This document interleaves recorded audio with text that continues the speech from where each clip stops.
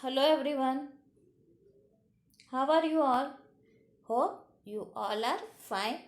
I am Deepal sir, your Hindi teacher.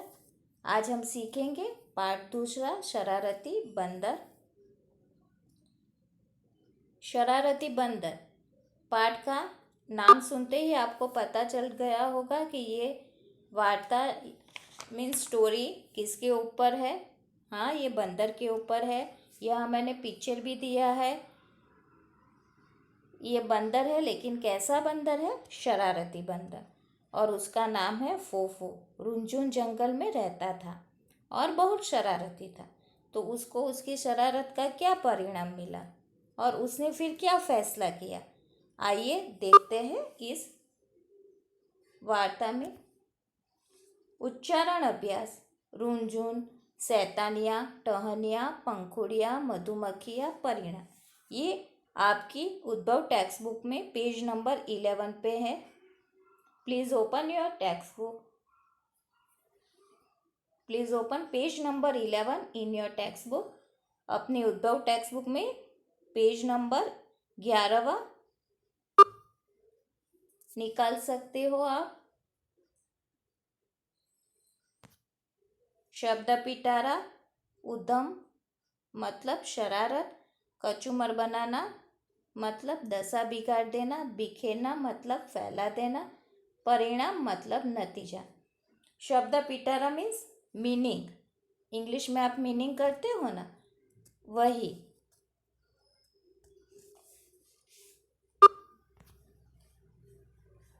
रुंझुन जंगल में फोफो नाम का बंदर रहता था.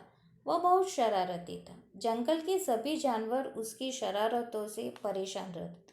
उसके माता पिता दिन रात उसे शरारतें न करने के लिए समझाते, पर फोफो की समझ में भला कब आने वाला था.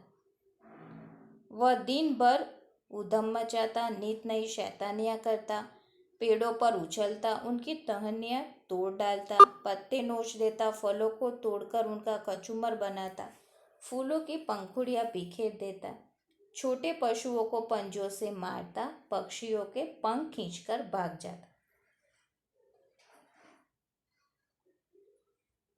रुंझुन जंगल में फोफो नाम का एक बंदर रहता था. तो बंदर जो था उसका नाम था फोफो. और वो कौन से जंगल में रहता था? रुंझुन जंगल में. वह कैसा था? वह बहुत शरारती था.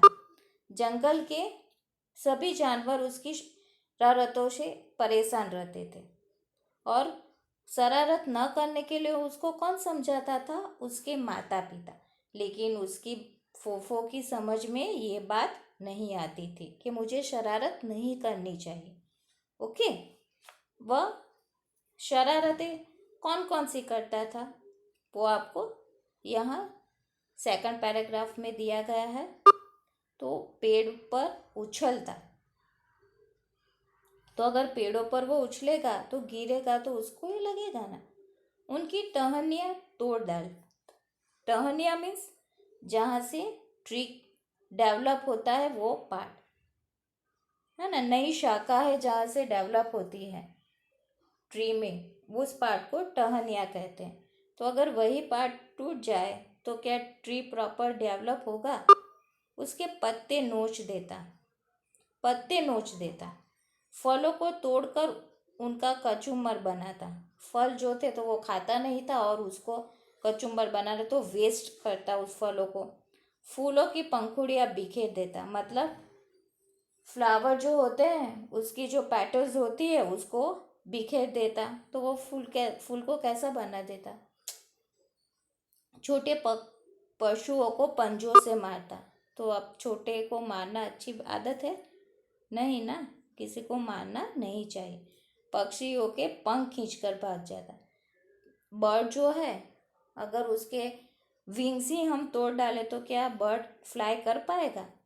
नहीं कर पाएगा ना. तो पक्षियों के पंख खींचकर भाग जाता तो वो कैसा, मतलब कैसी ऐसी शरारत करनी चाहिए? नहीं ना. फिर एक दिन की बात है, वो मैंने यहाँ पे दिखाई है कि वो अपने साथियों के साथ खेत में गया. फिर जो हरी भरी सब्जियाँ थी तो वो देखकर उनका मन ललचा गया। और जो फ्रेंड्स है उन्होंने सब्जियां खाई, पर फोफो ने सब्जी नहीं खाई और उसको उखाड़ उखाड़ कर फेंकी ज़्यादा। तो अभी वो जो खेत का रखवाला आएगा तो उसको कितना दुख होगा ना अपना खेत उजड़ते हुए। तो वो क्या करेगा, मारेगा ही ना। तो देखो यहाँ वो डंडा लेके आया है और उस बंदरों के ऊपर डंडे बरसा रहे हैं और सब बंदर भाग रहे हैं वहाँ से। चलिए, एक दिन वह अपने साथियों के साथ खेत में गया। हरी भरी सब्जियां देखकर सभी बंदरों का मन ललचा गया। सबने खेत से तोड़कर सब्जियां खाई, पर फोफो तो फोफो ठहरा। उसने सब्जियां खाई तो कम, पर उखाड़ उखाड़ कर फेंकी ज्यादा। तभी वहां खेत का रखवाला आ गया। खेत को उजड़ते देख उसने सभी बंदरों पर ताबड़तोड़ डंडे बरसा दिए। बंदर भाग खड़े हुए। बहुत से बंदरों को चोटें आई। सभी फोफो से नाराज हो गए। इन बातों का फोफो पर कोई असर नहीं हुआ। मैंने कहा ना कि एक दिन वो अपने साथियों के साथ खेत में गया। फिर हरी सब्जियों को देखकर सभी बंदरों का मन ललचा गया। तो सब उसके फ्रेंड्स हैं उन्होंने थोड़ी थोड़ी खाई, लेकिन फोफो ने खाई नहीं। उसने क्या किया, उखाड़ उखाड़ कर फेंकी ज्यादा। तो तभी वहां खेत का रखवाला आया। उसने सभी बंदरों को मारा। तो उसके फ्रेंड्स बंदर जो थे वो भाग गए और उनको चोटें भी आई और वो फोफो से नाराज हो गए। और इस बात का उसके ऊपर फोफो पर कुछ तो असर होना चाहिए ना, लेकिन फोफो पर कुछ असर नहीं हुआ। फिर यहाँ देखो मधुमक्खी का छत्ता है। तो फोफो क्या कर रहा है, पत्थर फेंक कर मारा। छत्ते पर क्या मारा उसने, एक पत्थर मारा। अगर ऐसा करेगा तो मधुमक्खियाँ किसको काटने आएगी, है ना। यह मैंने दिखाया है। तो उसने पत्थर फेंका तो इससे क्या हुआ, रानी मधुमक्खी जो थी उस छत्ते में वो घायल हो गई। तो ये देखकर जो मधुमक्खियाँ थी ना, वो सारी फोफो को मारने के लिए आ गई और वो फोफो पर टूट पड़ी। वो कितना चीखा चिल्लाया है, देखो पिक्चर में दिखाया गया है। फोफो बहुत चीखा चिल्लाया, लेकिन मधुमक्खियों ने काट काट कर उसका बुरा हाल कर दिया। एक दिन सभी बंदर बाग में खेल रहे थे। एक दिन सभी बंदर बाग में खेल रहे थे। वहीं पास एक पेड़ पर मधुमक्खियों का छत्ता था। फोफो ने अपनी आदत के अनुसार छत्ते पर एक पत्थर फेंक कर मारा। रानी मक्खी को चोट लग गई। जैसे ही अन्य बंदरों ने फोफो को छत्ते पर पत्थर फेंकते देखा, वे वहां से भाग खड़े हुए। रानी मक्खी को घायल देख सारी मधुमक्खियां फोफो पर टूट पड़ी। वह बहुत चीखा चिल्लाया, पर मधुमक्खियों ने काट काट कर उसका बुरा हाल कर दिया, है ना। वो बाग में खेल रहे थे तो पेड़ पर मधुमक्खियों का छत्ता। फोफो ने अपनी आदत के अनुसार पत्थर लिया और छत्ते पर मारा, तो रानी मक्खी को चोट लग गई। तो अन्य बंदर ने क्या किया, तो उन्होंने छत्ते फोफो को देखा ना पत्थर मारते हुए, तो वो सब वहाँ से भाग गए। अब कौन बचा, फोफो। वे वहाँ से भाग खड़े हुए। सारे बंदर जो उसके फ्रेंड्स बंदर थे वो। रानी मक्खी को घायल देख सारी मधुमक्खियाँ फोफो पर टूट पड़ी। वह बहुत, तो इससे क्या होगा, दर्द होगा ना फोफो को।